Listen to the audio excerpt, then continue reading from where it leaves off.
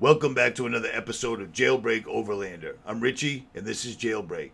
And if you follow my channel for any length of time, you know that I like to spend as much time as humanly possible away from people, out in nature. I'd rather hear this than traffic.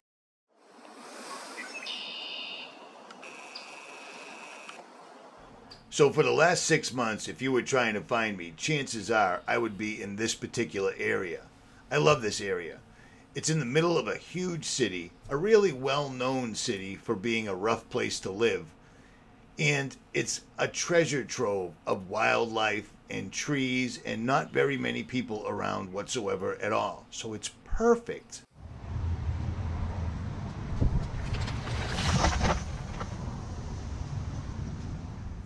And I'm not even exaggerating slightly. I have been out here every single solitary day since January 7th, 2021. Not only is it an amazing place with minimal people around, amazing wildlife, amazing woodlands, water, birds, etc., but there's some really badass mountain bike trails in here, and I happen to bring a 2021 Bulls Copperhead. And I've ridden it every single day for 6 months, and I'm going to tell you all about this because this thing is a wolf in wolf's clothing. So you're going to want to sit back, relax, and check this out.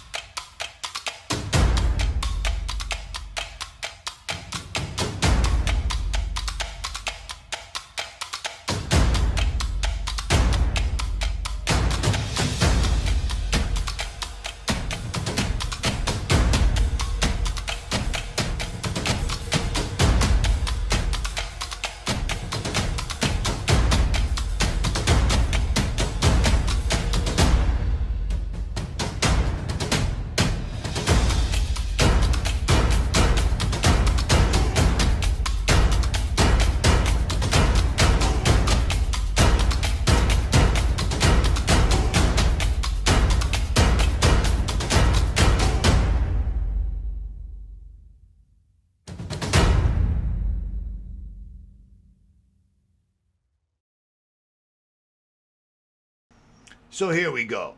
I'm out in the middle of one of my favorite places. Like I said, I mean, look around. This is in the middle of the city. This is sitting right here, and you can ride for 20 miles in any direction on all sorts of trails. And it's amazing because there is literally maybe 5 people in this entire place. It's a beautiful place. It's amazing. So it's like having it to yourself. Back in January, I'm sitting at my computer. Somebody I subscribe to puts up a video saying, I just bought an electric mountain bike. And the first thing I thought was, what an asshole. Who buys an electric mountain bike? Blah, blah, blah, so forth and so on. You know, judge not lest ye be judged. And then I started looking at them, and with my health concerns at the time, this made a lot of sense. But I didn't know anything about them. So I started looking up mountain bikes built like a brick shit house. Something that could take anything. And this bike is made by Bulls. And they're known for their German engineering and structural integrity. And this particular bike happens to have top of the line components, front to back, top to bottom, period. So I got it. And here it is. And I'm going to tell you all about this because this thing is an absolute madman. And I believe one of my female subscribers just bought it at a $3,500 discount because I've been riding it for 6 months. I figured it was fair. At any rate, let's take a look at this thing in depth. But before I start that, let me just remind you, this mountain bike, you still have to pedal or it don't go. It's not one of these. What about that Bafang? That's a decent motor? Oh, yeah, and I have Luna's controller in it. You do? So it's up to 2,500. I got to dumb it down though because these motors are made by Dapu's. Dapu's a good See, motor. I don't have that. I have to pedal.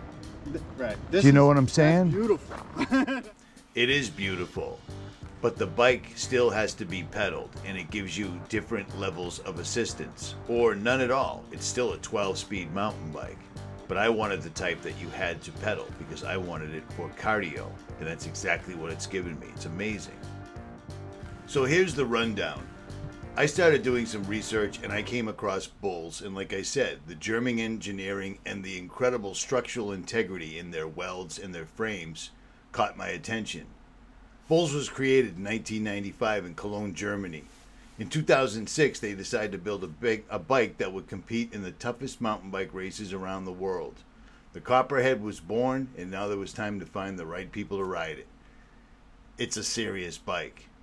It's their top-of-the-line bike, and it's totally spec'd out with Shimano XTR, and this bike has performed amazingly. Combine that with the Bosch motor, and it's a beast, an absolute beast. One major complaint that I have is the skid plate that they gave you. It's like putting a flower on for a football helmet. It's a piece of split plastic that sucks. I wish they did much better, but they didn't. And my other complaint is the crank arms. They put full steam ahead alloy cranks. The wind blew my bike over and it bent the cranks, causing me to damage the frame. I ended up replacing them with carbon fiber Praxis arms that actually fit the Bosch motor. So that's two complaints I've got on the bike. And I guess the other big complaint is there's 4 bolts that hold the e-motor to the frame. 2 of them made their way out.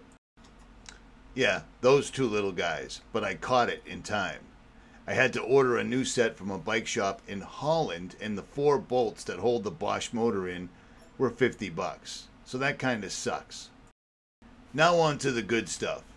The bike's got a RockShox RS Deluxe Debonair 150mm travel rear shock. And it's got a 3-way selector on it, and you can lock it out and of course pump it up. Up front it's got a 150mm Lyric by RockShox Ultimate Charger RCT3. It's a nice fork with the coating on the arms. And it's completely adjustable, obviously. You can pump it up or add tokens. Going down, you've got 203mm rotors, front and rear, and Shimano XTR 2-piston brakes, which work incredibly well.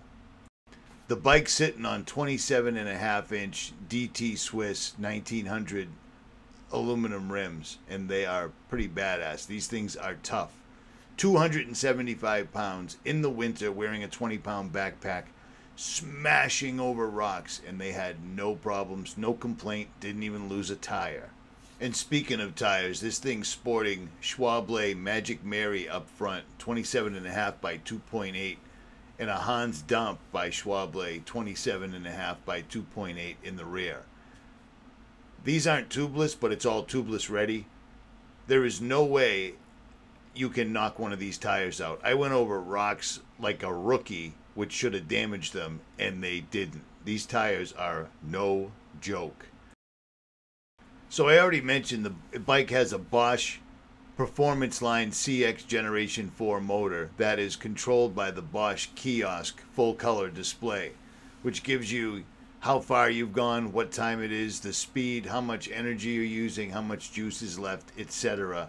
And the bike's also using a Bosch PowerTube 625 watt-hour battery, which I have yet to run out. You get about 45 miles of kick-ass riding on it, and you control it all from right there, which is easy. Works out really well. The bike came with a Limatech dropper seat post. I pulled that out and replaced it with a Crank Brothers Highline seat post because it's a much better one. And I used a wolf tooth trigger because it's a much better one. And I installed all this stuff myself at my house. Never did it before, but I wanted to do it, and it was fairly straightforward. Okay, here's another thing that sucks. See that stem? It's made by Full Speed Ahead. Notice how it's all rusty already? They need that to cover the wires going into the frame, so I get it. But Full Steam Ahead needs to step up their game. This thing is rusted and looks like shit. I talked to the guys at FSA, and I didn't get any love in return, so... But I'll tell you what. Riding this thing, at 53 years old, I am kicking ass on this. Like I said, I've ridden it every day since January, and now it's time to sell it. I'm going to sell it for $5,500, and it goes for $8,000, and they're back ordered. This bike has Shimano XTR shifters, derailleur, rear cassette, brakes. It's a beast, an absolute beast, and I've made some really good upgrades to it. It also has Monkey Link, which means that headlight runs off the bike battery, which is kind of cool. The bike weighs in at 53 pounds overall. It's made of 60-61 aluminum, like I said. and it comes in 44 centimeters and 48. This is 44. I'm 5'11", and it fits me perfectly.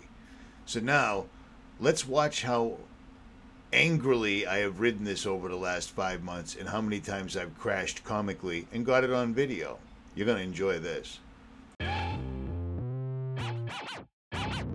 I'm a firm believer in better gear makes you better at whatever it is you're doing. That's just how I roll. And this bike is definitely specced out, and it's a beast, a total beast. I got complaints, but you know, it is what it is. Nothing's perfect. And this is by no means one of the top of the line mountain bikes, because you can spend $15,000, $20,000 on an e-bike easy. Ooh, nailing rocks with the sidewalls, and these tires don't give a shit.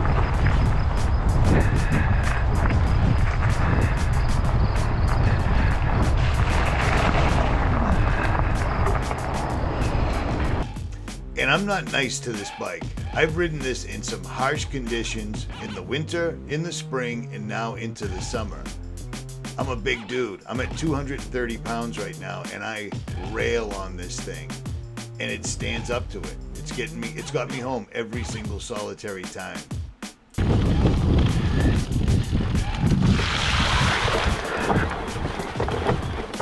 Fuck, I never make this.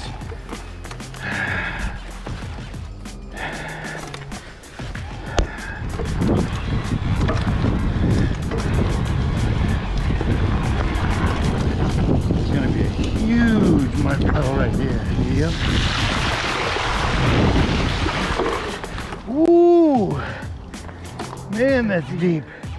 So one day after we had a nor'easter for 3 days, I went out into the woods, and it was an absolute shit show like this.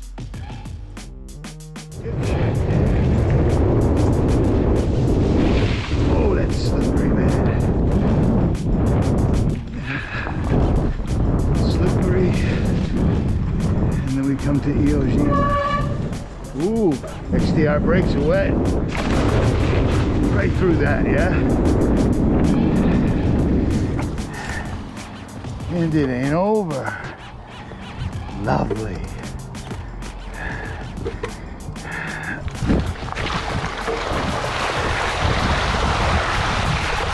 Yeah, that's what I'm discussing with you, ladies and gentlefolk.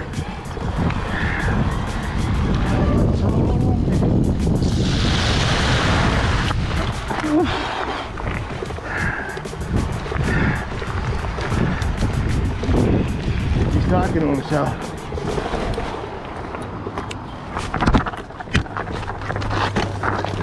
Shit. Whew. Okay, tires are a touch soaked, and I was not leaning forward enough. And this is steep. So that would be me effing my own A. One day after a nor'easter. It is wet in here.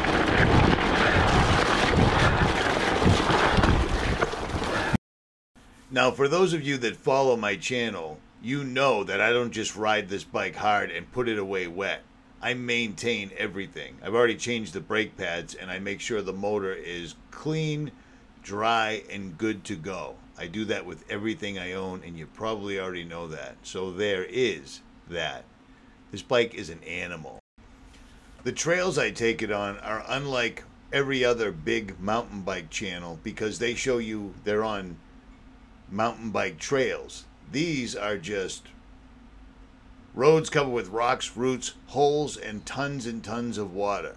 So this bike puts up with the abuse like nothing. It makes you a better rider, and it makes it enjoyable.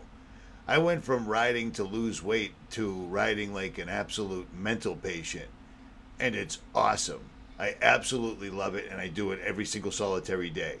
Riding 10 to 20 miles on a mountain bike every day can't not be good for you. You see what I'm saying? And the abuse I put this thing through in the last 5 months is amazing, because there isn't anything wrong with it. It's got a couple of scuffs here and there, And that's why I'm selling it for $3,000 less than I paid for it, not even counting the $1,000 I put into it. So there, as they say, is that. Check this out.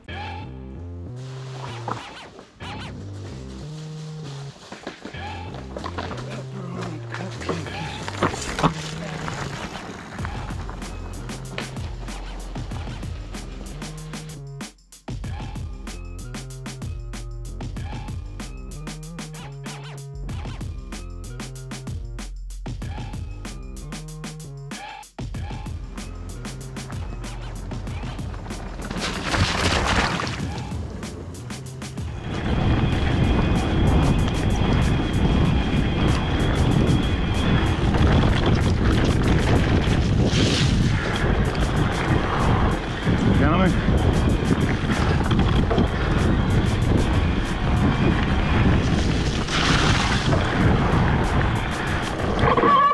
ooh, wrong gear. Only pussies go around. Uh-oh, shouldn't have said that.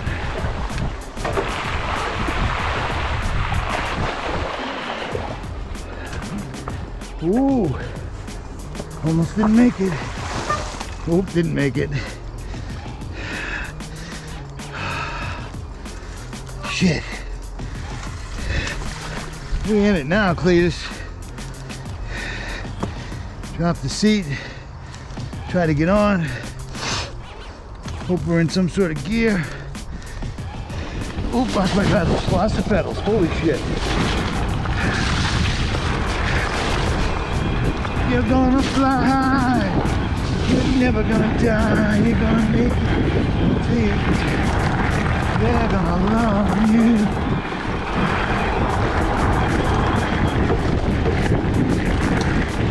Ladies, this gets ugly, I think. Yep. Yes, it does. Full speed ahead.